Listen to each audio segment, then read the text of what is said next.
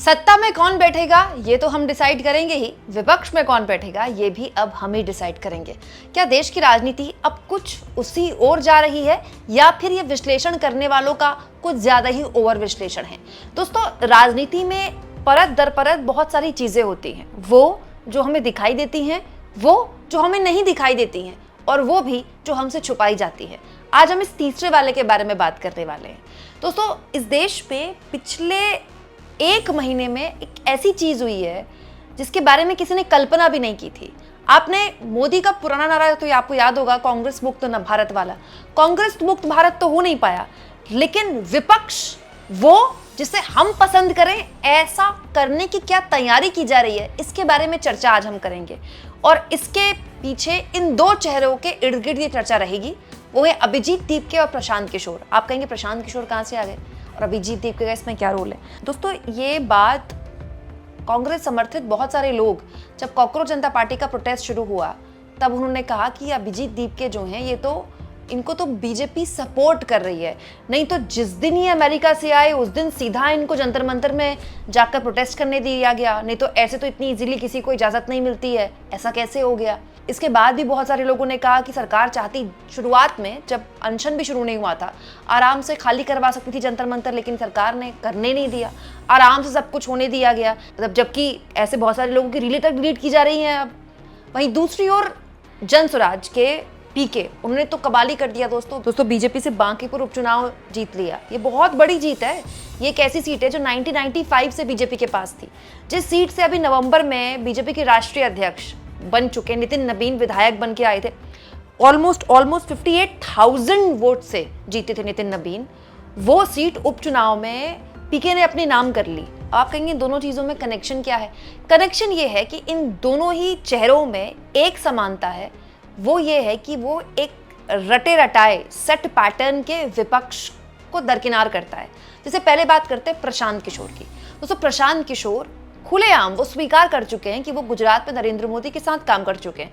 चाय पर चर्चा 2014 जो कार्यक्रम, जो पूरा एक इवेंट था, चाय पर चर्चा, वो प्रशांत किशोर का ही था। लेकिन बीजेपी सत्ता में आ गई और बाद में लोग कहते हैं कि अमित शाह ने प्रशांत किशोर को टाटा बाय बाय कर दिया मोदी की टीम से। उसके बाद प्रशांत किशोर ने बहुत लंबे टाइम तक अलग अलग राजनेताओं के साथ काम किया और उनका काम ही इसलिए था कि भाई वो मैनेजमेंट देखे चुनाव का। लेकिन बिहार में वो राजनीति में कूदे और उसके बाद उन्होंने चुनाव लड़ा, वो हार गए, लेकिन अब वो चुनाव जीत गए बांकीपुर से। हालांकि इसमें जो सबसे शर्मनाक परफॉर्मेंस रहा वो आरजेडी का रहा। बिहार में ना एक वैक्यूम है।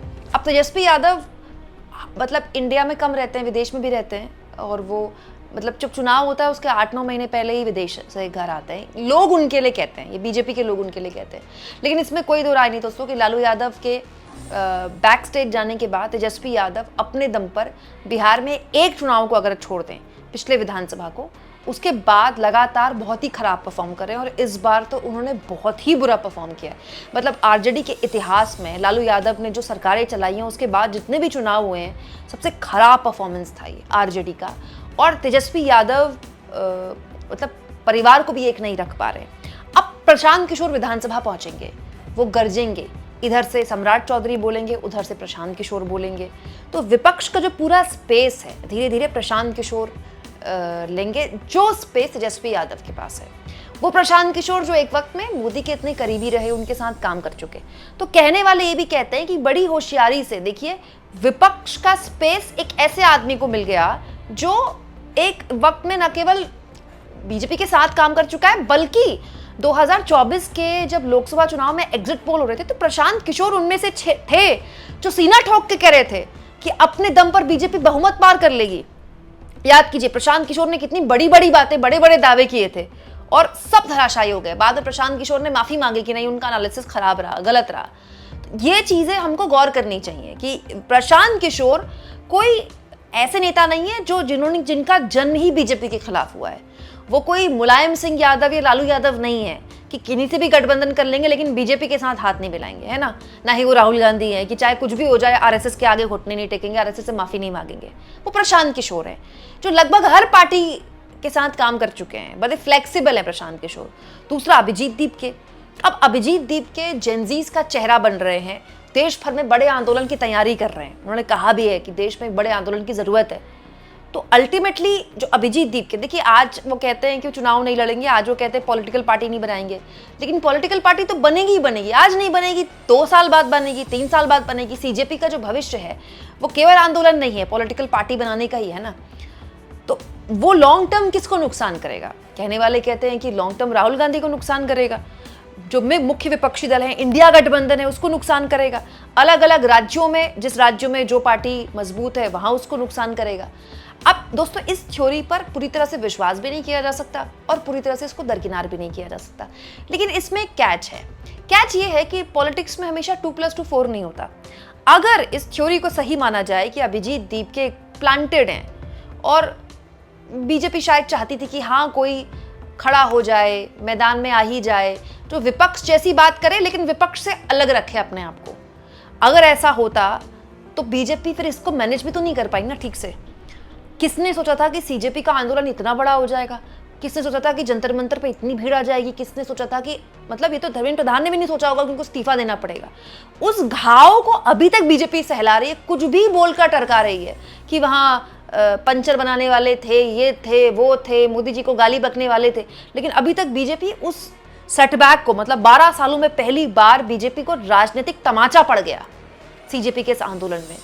तो ये भी एक पॉलिटिकल रिस्क होता है कि अगर कोई एक पार्टी ये सोचती है कि मैं इसको खड़ा कर दूं और ये मुझे उतना फायदा पहुंचा दे जितना मैं चाहता हूं, बड़ा कैलकुलेटिव रिस्क। ऐसा कुछ कैलकुलेशन नहीं होती पॉलिटिक्स में, कुछ नहीं पता होता। वैसे ही प्रशांत किशोर इसमें कोई दो राय नहीं। जैसे जैसे बिहार में बढ़ेंगे, जो पॉलिटिकल स्पेस है, चाहे वो कांग्रेस पार्टी की हो जो बहुत कम है, जो आरजेडी की है जो और कम हो रही है, उसको खाएंगे, वो उन्हीं का स्पेस लेंगे, वो विपक्ष का स्पेस लेंगे। लेकिन प्रशांत किशोर हिंदी बोलते हैं, प्रशांत किशोर अगड़ी जाति से आते हैं। अगर वो और फैले तो वो जो अगड़ी जाति का वोटर है ना, जो बाध्य है बीजेपी को वोट देने के लिए, यूपी बिहार का, मतलब यूपी में तो आपको ऐसे लोग मिल जाएंगे जो कहते हैं हमारा पूरा परिवार 25 साल से बीजेपी को वोट कर रहा है, राम मंदिर आंदोलन से हम बीजेपी को वोट कर रहे हैं। तो कुछ नहीं पता होता वोटर कब खिसक जाए। तो ये कैलकुलेटिव रिस्क हमेशा रहता है दोस्तों। जैसे कहने वाले लोग तो ये भी कहते हैं कि अरविंद केजरीवाल को खड़ा करने वाले आरएसएस है। दोस्तों अरविंद केजरीवाल ने जब अन्ना आंदोलन किया था तो खुलेआम बीजेपी के, तब तो बीजेपी विपक्ष में थी, आडवाणी वगैरह से मुलाकात करते थे और वो बड़ा एक्सेप्टेबल था कि भाई विपक्ष के लोगों से मिलने में क्या बुराई है। लेकिन सच्चाई ये है कि अरविंद केजरीवाल फिर बीजेपी की सिरदर्द बन गए। 10 साल उन्होंने सरकार चलाई दिल्ली में, पंजाब में उनके राज्य की, उनकी पार्टी की सरकार है, और अब ऐसा थोड़ी है कि अरविंद केजरीवाल को कोई बीजेपी कंट्रोल करती होगी। तो ये सच्चाई है कि पॉलिटिक्स में ऐसा नहीं होता है कि आप ही बिसात बिछा रहे हैं, बिसात आप ही के हिसाब से चल रही है, शहमात भी आप ही दे रहे हैं। आप जब शतरंज खेलने बैठे हैं, पॉलिटिक्स की शतरंज, राजनीति की शतरंज, तो उसमें प्लेयर अकेले आप नहीं होंगे। और दोस्तों कई बार शतरंज भी आपकी नहीं बचती, ये भी एक सच्चाई है। लेकिन फिर भी मैं मानूंगी कि पीके का बिहार में उदय और अभिजीत दीपके का देश भर में उदय, मतलब सीजेपी का देश भर में उदय, और जेनजीज का खुलेआम, मतलब इतना बड़े लेवल पर उनके साथ आना, ये विपक्षी पार्टियों को चेताने वाला है कि कहीं कुछ तो गड़बड़ हुई, कि विपक्षी पार्टी इतना बड़ा मुद्दा नहीं खड़ा कर पाए। एनएसयूआई यूथ कांग्रेस पिछले कई महीनों से लाठी खा रहे हैं, लेकिन उसी मुद्दे पर सीजेपी ने आंदोलन खड़ा कर दिया। एक सेट ग्रामर जो पॉलिटिक्स की चल रही है उसको इस देश का जो आम आदमी है वो नकार रहा है। ये बिहार के बांकीपुर ने भी बता दिया और ये सीजेपी के प्रोटेस्ट ने भी बता दिया, और ये विपक्षी नेताओं को समझना होगा। आपको क्या लगता है दोस्तों? कमेंट बॉक्स में जरूर लिखें।